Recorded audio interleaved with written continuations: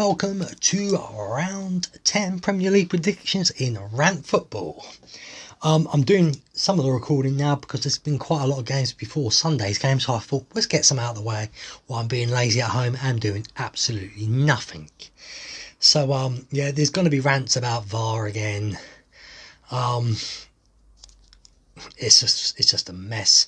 What we're going to do, get into this rant about VAR. So what I've noticed about VAR in the Premier League is the video referee makes the final decision, it seems, not the referee. The referee can't be bothered to go to the sideline to look at the same replays to make their own decision, what I think would help a lot. Some of the decisions, it's just gone off the top of my head, some of the decisions have been very strange this weekend, I personally think. Things disallowed again. Some correct though. For example, the Chelsea game with VAR, Callum Hudson-Odoi went down far too easy, and the penalty was given at first, but the replay showed the contact. What would have gave the penalty was no contact. Now, a lot of people saying the hand in the back is the reason he went down. I sometimes wonder about this because as a Chelsea fan, I'm not going to be biased. If he gets that palm gently in the back, as my dog decides to move, so you might hear something in a minute, as he gets that palm gently in the back, as I was saying, in the middle of midfield or down the wing, and he's got a chance to get past a player, he's going to stay on his feet, I think. So going down because of a slight touch to try and win a penalty, I think is a yellow card. So I think it was the right decision all the way around.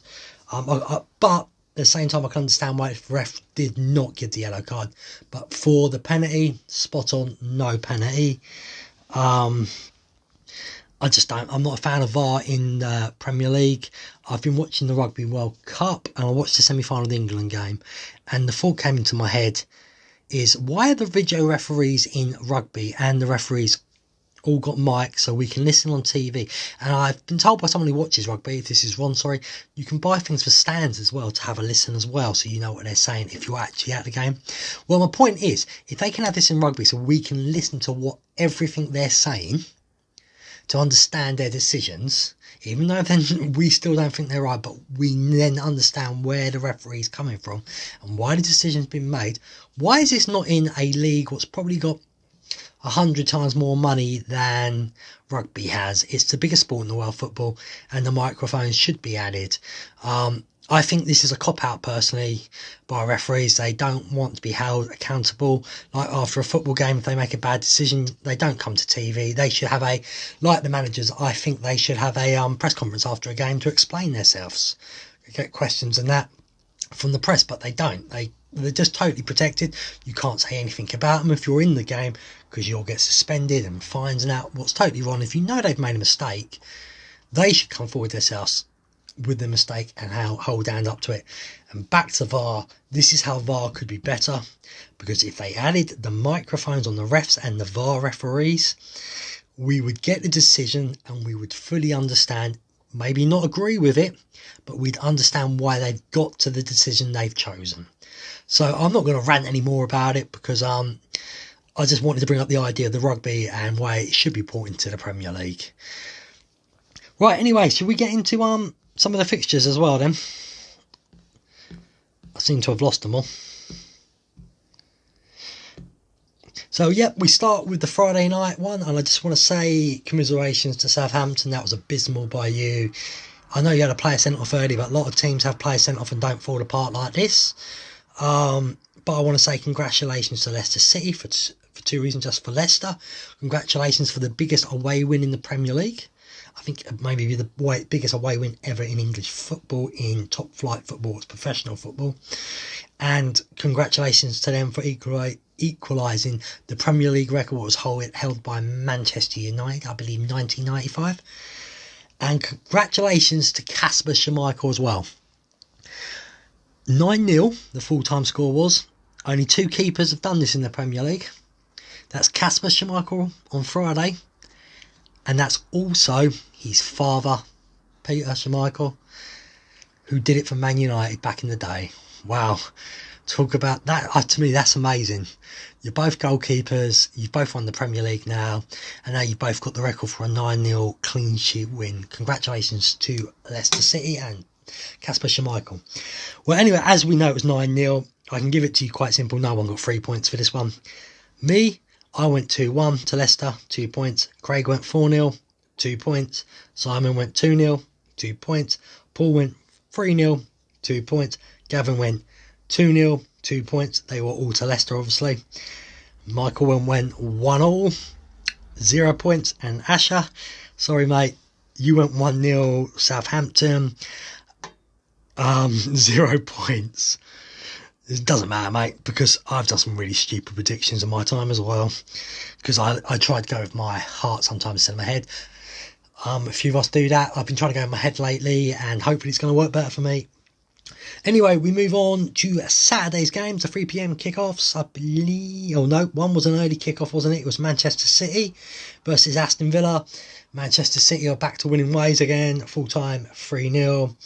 Can I just say, I think Sterling is right now the best player in the Premier League and one of the best in the world right now.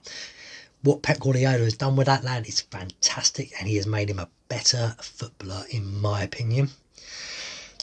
So full time Manchester City 3, Aston Villa 0.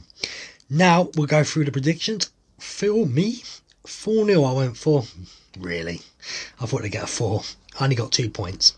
Craig, yet again, you're thinking as a Liverpool fan and hoping City would lose. Craig went 1-0 to Aston Villa, 0 points. Simon, he went 2-1 to Manchester City, 2 points. Paul went 4-0, 2 points. So did Gavin, he went 4-0, so 2 points. Michael, congratulations for getting 3 points, mate. You went 3-0, you get the 3 points. And Asher, 2-0, mate. 2 points, well done, mate. Then we move on to the 3 PM kickoffs. We've got Brighton versus Everton. I thought it was going to be a boring sort of game. I thought it'd be a draw with goals. But it was actually quite exciting for the stuff that happened in it. And kind of enjoyed it. It's probably the game of the day because the way the game went, pretty much. So anyway, full time Brighton won 3-2, and we're talking literally right at the end of the game, Everton conceding an own goal to lose the game. As we all know, if you've watched my previous videos, I think the Everton manager's a fraud. They're in a lot of trouble, I think, and I think they need to get rid of him. They've got a kind of good squad there, what should be mid-table at least, fighting top 6.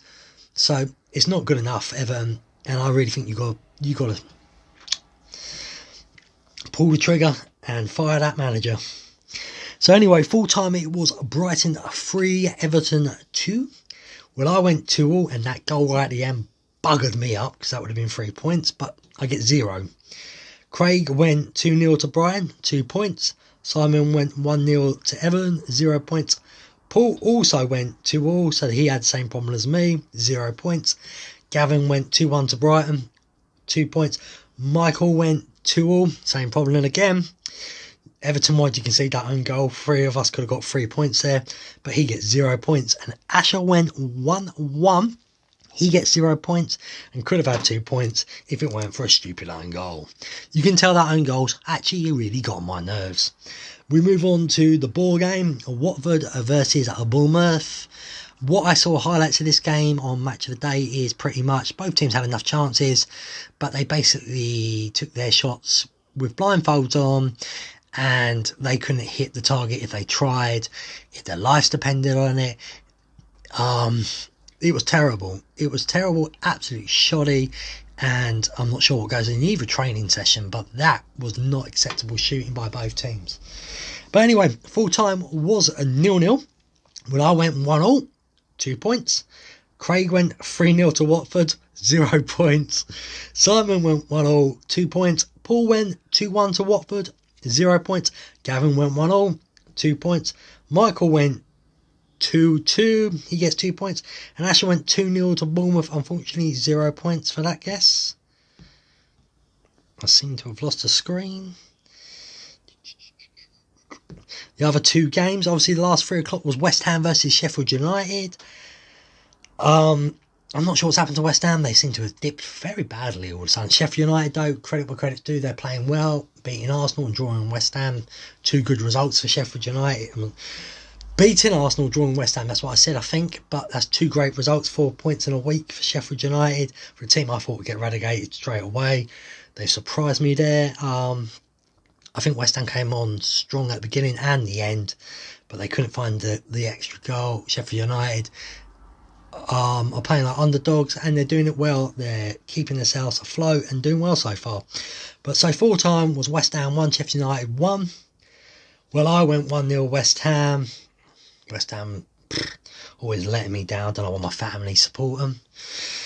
There you go. So I get 0 points. Craig went 2-1 West Ham, 0 points. Simon went 0-0. He gets 2 points. Paul went 2-1 West Ham, 0 points. Gavin went 2-1 Sheffield United, 0 points. Michael went 2-1 Sheffield United, 0 points. And Asher went 3-1 West Ham, 0 points. It's strange because a few weeks ago West Ham probably would have won this game quite convincingly. I know they're missing their first choice keeper, but surely that can't make this big difference. Was their dip in form? I think Pellegrini's got to look into this, and he's got to get control of it quick as possible. I really had West Ham as an outside bet as top 6 this season, and now they're starting to dip. You're thinking maybe top 8. Anyway, we move to the evening game. What was Burnley versus Super Frankie Lampard's not allowed to sign any players, UEFA trying to punish us youth team. No Hazard, no Kante, no Rudiger in the starting lineup. So Chelsea were getting relegated, loads of people told me this year. Well, with these young players and a mix of few experienced players as well who are world class still, and a young manager who's, let's face facts, even though he makes the final decision, he's got an uncle, he still talks to Jose. So much experience to go to, things did go wrong. But why it's going well, Frank, credit where credit's due. You're doing an amazing job in charge of Chelsea right now. The youth players are buzzing. The older players, when it's not going totally right, are there and getting involved. The only negative in this game was the last 10 minutes for Chelsea. They went to sleep. The full-time score was Burnley 2, Chelsea 4. But them last 10 minutes, Chelsea went to sleep and Burnley got 2 goals. We can't afford that. Top 4 this season, if we say we can get 4th, could be decided by goal difference. I've just got a feeling on it. I think the league's going to be a lot closer than people think. And if it is goal difference, we can't keep on leaking in silly goals and going to sleep through games. As I said earlier about Callum Hudson-Odoi, it wasn't a penalty. I can understand why the yellow card was given. If the video referee has said it's a dive, the referee has to give a yellow card. At this point, no, yet again, a little moan. If the referee then goes to his screen off the pitch quickly, he looks himself, he may think there was minimum contact with the palm of the hand, what possibly could have made him go down, but not enough for a penalty.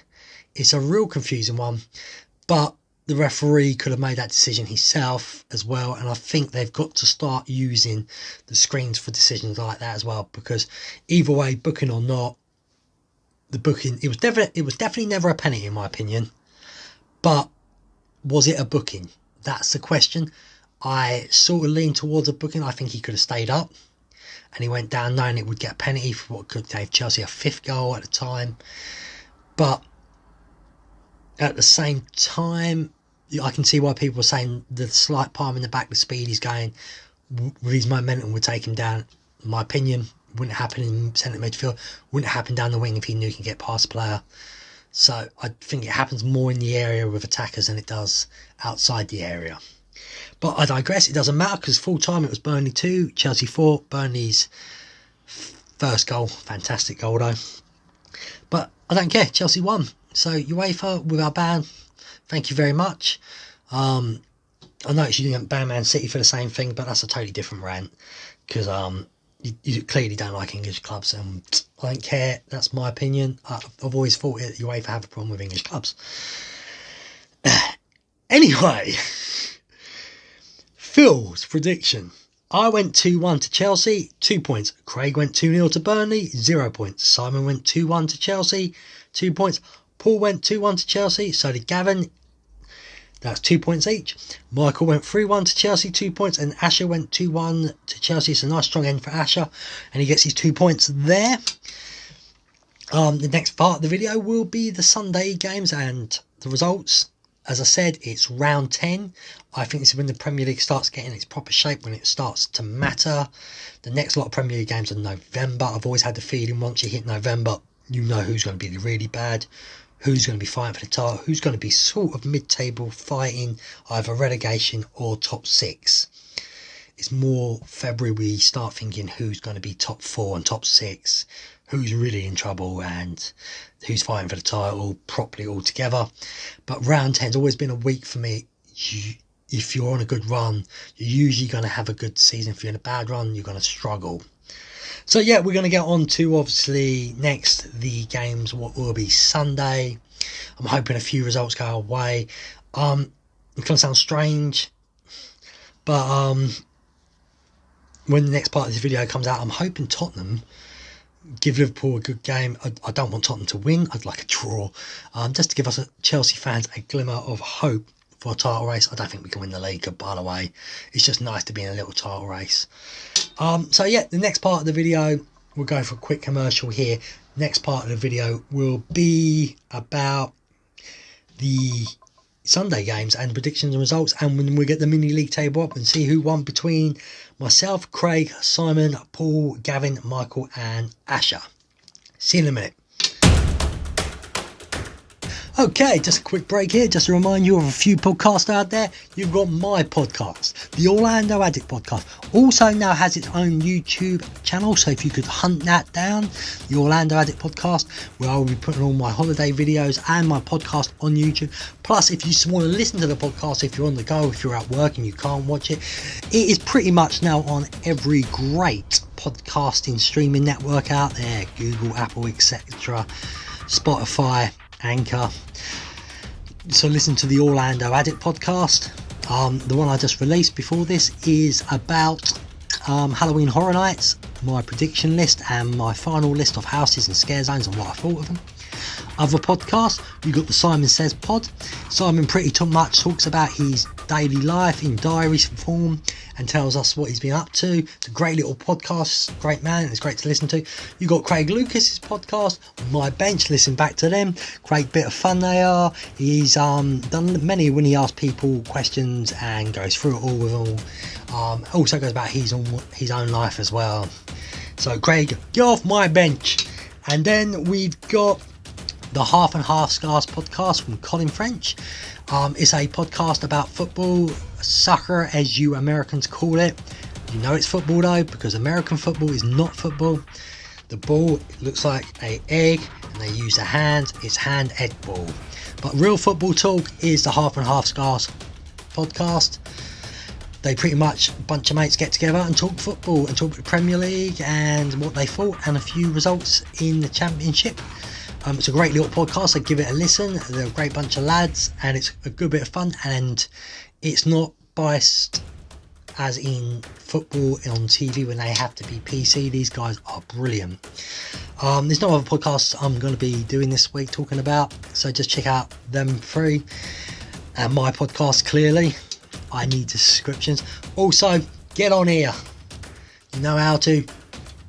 I've told you before, it's quite simple. You can comment down below, or you can Gmail me on baldphill@gmail.com. That's BALDPHILL@gmail.com. That'll be coming across the screen.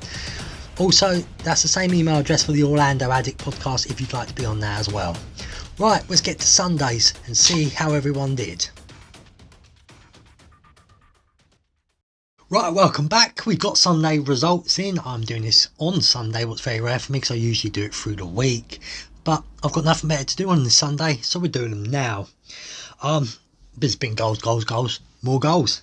I haven't watched all games, haven't seen any highlights of most of them. I do know that there's been goals disallowed for VAR again, so I don't know if they're correct decisions or not. My Arsenal friend said he didn't think it should have been, but that could be biasness because that's the game I know what happened in. Also, just before we get to the results, did anybody see that strange decision made with VAR in the Bundesliga 2 or B, whatever it's called? Ball's going out of play. Players are warming up behind the goal. What's a strange one? I've always thought it should be out the sidelines. Anyway, he stopped the ball from going miles, but the problem is VAR's proven that the ball didn't fully go across the line. So therefore, the ball hasn't got out of play, even though no one was going to make it. So they've given a penalty.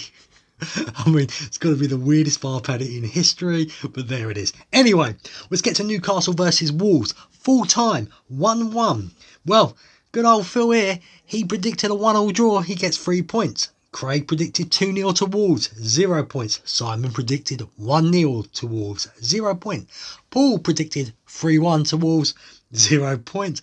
Gavin predicted 1-0 to Wolves, 0 points. Michael predicted 2-2, so he gets 2 points. And Asher went 1-0 to Newcastle, 0 points. The other 3 games is obviously Arsenal versus Crystal Palace, where apparently VAR was involved, and I haven't got a clue, and I don't really care because the result was good for Chelsea. Full time was 2-2. Well, I was totally off. I predicted 3-0 to Arsenal, 0 points. Same for Craig. He did 3-0, 0 points. Simon said 2-1 to Arsenal.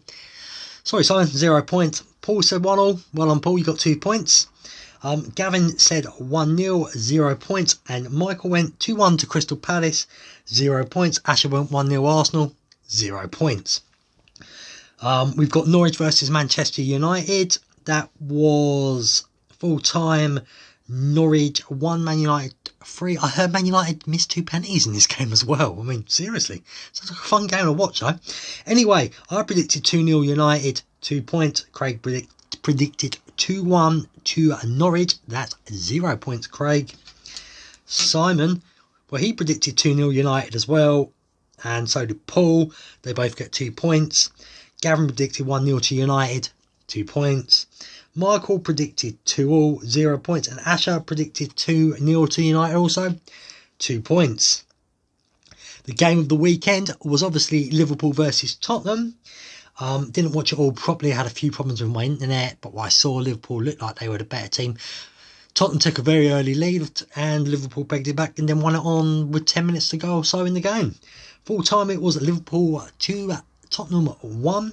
Tottenham are in dire straits right now. It doesn't matter if they played well today or not, they're still losing. Well, it was 2-1 to Liverpool. I predicted 3-1, so 2 points. Craig predicted 2-0 to Liverpool, 2 points. I was Liverpool as well. Simon predicted 4-0 to Liverpool, so 2 points. Paul predicted 2-1, so he gets 3 points. Gavin predicted 3-1, 2 points. Michael predicted 3-1, 2 points. Asher predicted 2-0, 2 points. We all predicted Liverpool. So that's not a good sign for Tottenham, because last year some people might have thought for a draw or Tottenham even nicking it. So that's pretty much it. Now I've decided something new as well. I'm not going to every week show the Premier League table. I'm going to do it so like every maybe 5 to 10 rounds. So we're on round 10 now, so I will show it now with the teams and their points. We've got Liverpool first on 28 points. We've got Manchester City second on 22 points. Liverpool third on 20 points. Chelsea are fourth, also on 20 points, behind Leicester City on goal difference. Arsenal are now fifth, only on 16 points. There's a gap between fourth and fifth finally. Sixth place is Crystal Palace. They're on 15 points. Man United climb the table to seventh with 13 points. Sheffield United have also climbed and quite, as I said, shocked me this season. They're eighth. They're on 13 points as well. Also on 13 points, there's a big bunch of these, is Bournemouth in ninth on 13 points. We've got West Ham 10th on 13 points as well. They're dropping. That's not good for West Ham. We've got the bottom half, and I can't believe I'm saying this, Tottenham Hotspurs 11th on 12 points. Wolves are climbing with that draw. They're now on 12 points. Burnley have dropped down to 13th though. They're still on 12 points. Brighton are 14th, 12 points. Villa has dropped 11 points. Everton have dropped because they're on now 10 points still. Newcastle have climbed to 17th on 9 points. Southampton have dropped into the bottom three. They're 18th on 8 points. Norwich have dropped further down on 7 points in 19th. And Watford are still bottom on 5 points in 20th. So if we go through it properly, it's first Liverpool, second Manchester City, third Leicester, fourth Chelsea, fifth Arsenal, sixth Crystal Palace, seventh Man United, eighth Sheffield United, ninth Bournemouth, 10th West Ham, 11th Tottenham Hotspurs, 12th Wolves, 13th Burnley, 14th Brighton Hove Albion, 15th Aston Villa, 16th is Everton, 17th is Newcastle, 18th is Southampton, and 19th is Norwich, and 20th is Watford. So the moment we've all been waiting for, the Premier League Round 10 prediction mini table on Rant Football. It's actually been pretty close between a few people on here.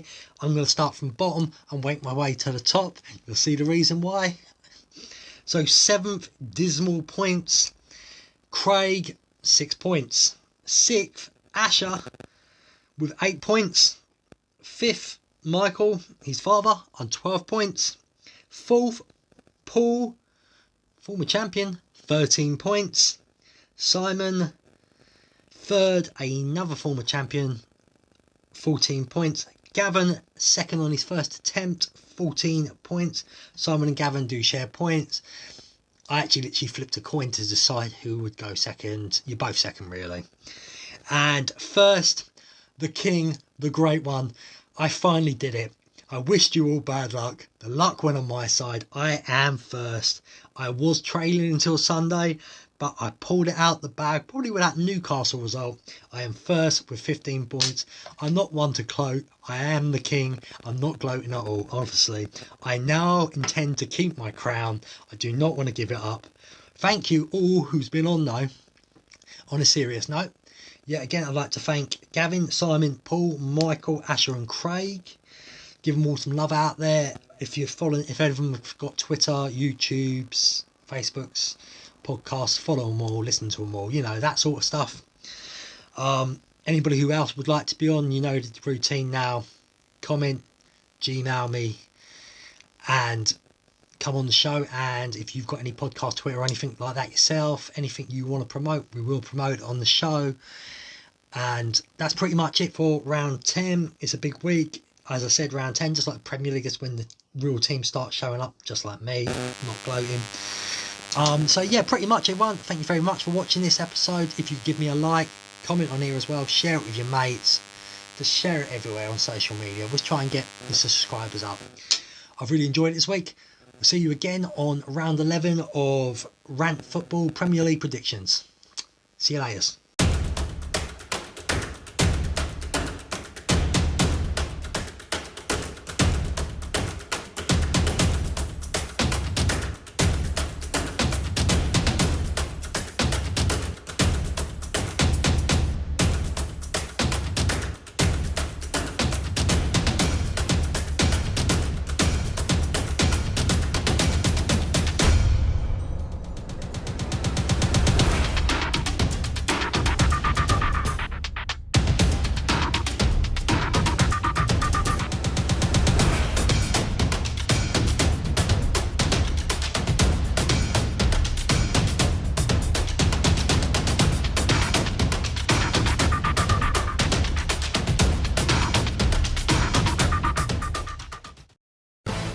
All I do is win.